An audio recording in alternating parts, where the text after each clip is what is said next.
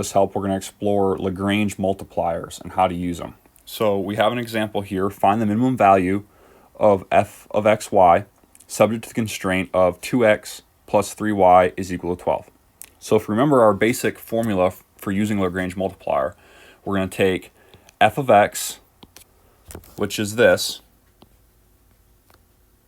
minus lambda, so we're adding a new variable to it, multiplied by g of x, which is this, our constraint, g of x being the constraint.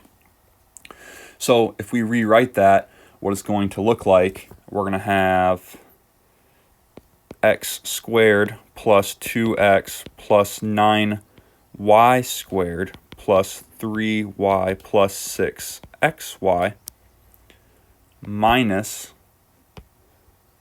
lambda times 2x plus 3y minus 12.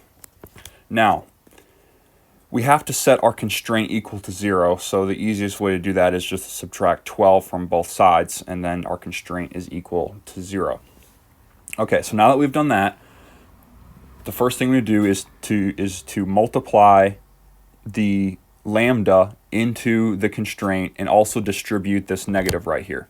So if we do that, we're going to be left with x squared plus 2x plus 9y squared plus 3y plus 6xy minus 2 lambda x minus 3 lambda y plus, because we distributed the negative, 12 lambda.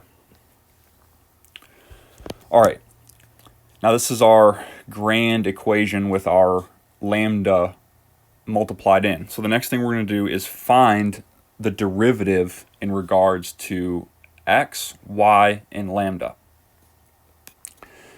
So the derivative in regards to x is going to be equal to 2x, right? Because we're going to take this squared here and make it the leading coefficient, plus 2, because this x here has a power of 1, and 1 by multiplied by 2 is just going to be 2, and the x is going to go away, plus 6y minus 2 lambda. Now, 9y squared and 3y, as well as 3 lambda y and 12 lambda, are all considered constants because they don't have x in them.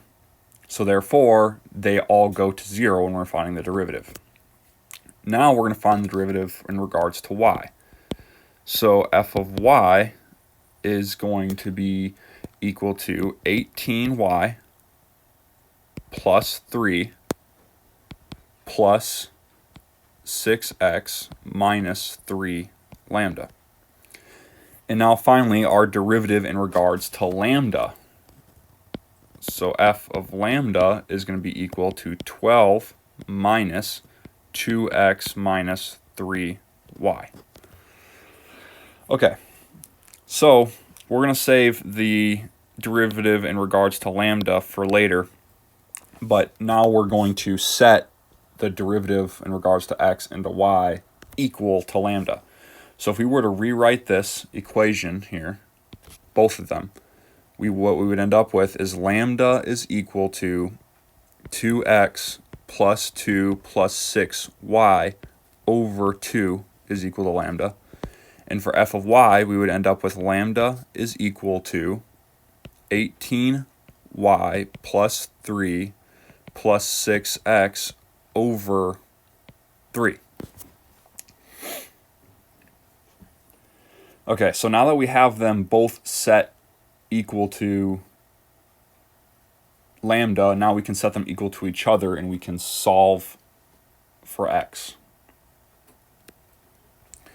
So from previously we had 2x plus 2 plus 6y over 2 is going to be now equal to 18y plus 3 plus 6x over 3. Now these are our two derivatives in regards to x and y respectively solve for lambda, and set equal to each other. Solving them each for lambda, because lambda is a new variable, we can set them, because they're both equal to lambda, we can set them equal to each other. Now we just need to solve for one of the variables. In this case, we'll solve for x. So first step I would do here is multiply.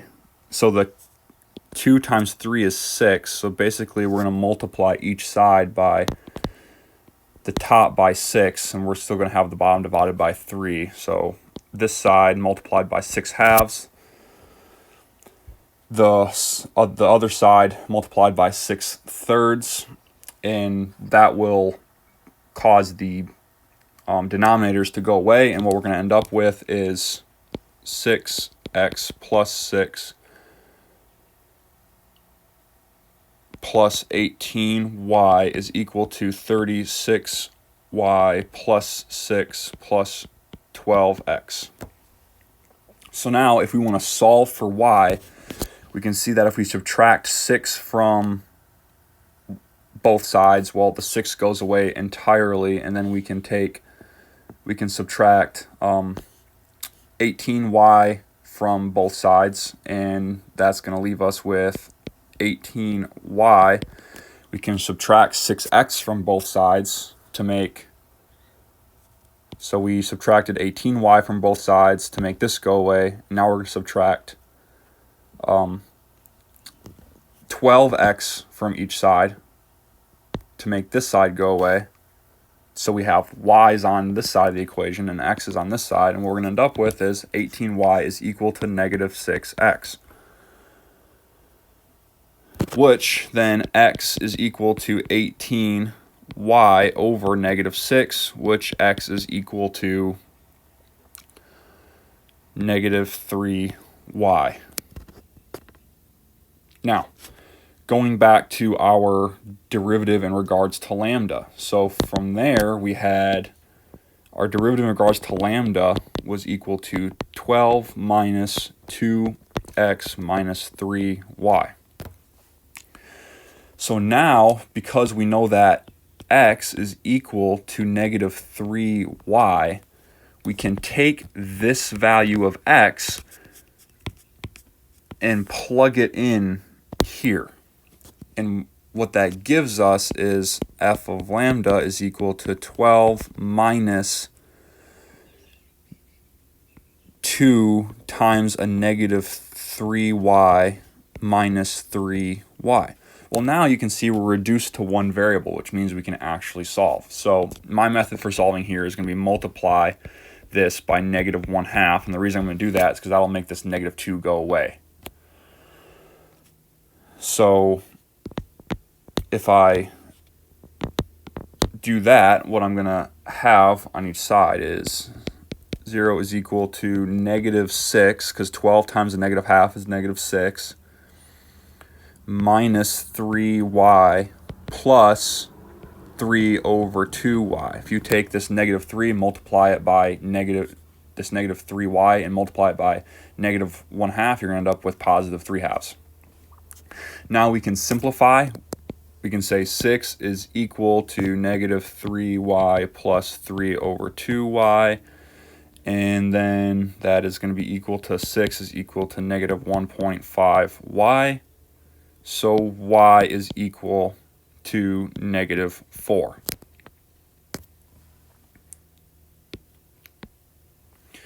Now that y is equal to negative 4, we can plug that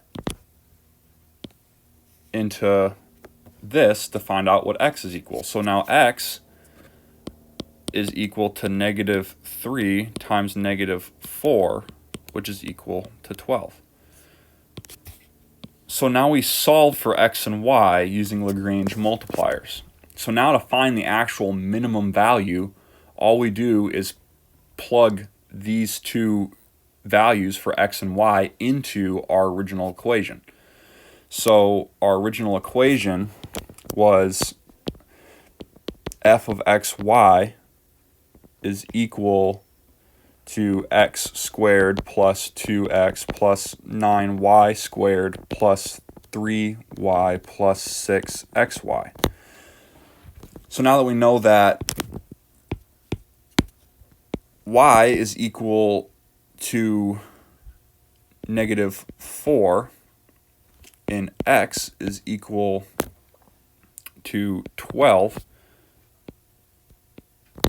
we just plug in 12 for each x here, and we plug in -4, make that a -4. We plug in -4 for each value of y, and what we're going to be left with is 12, which is going to be your minimum value. All right, and that is how we use Lagrange multipliers to find the minimum value for that function.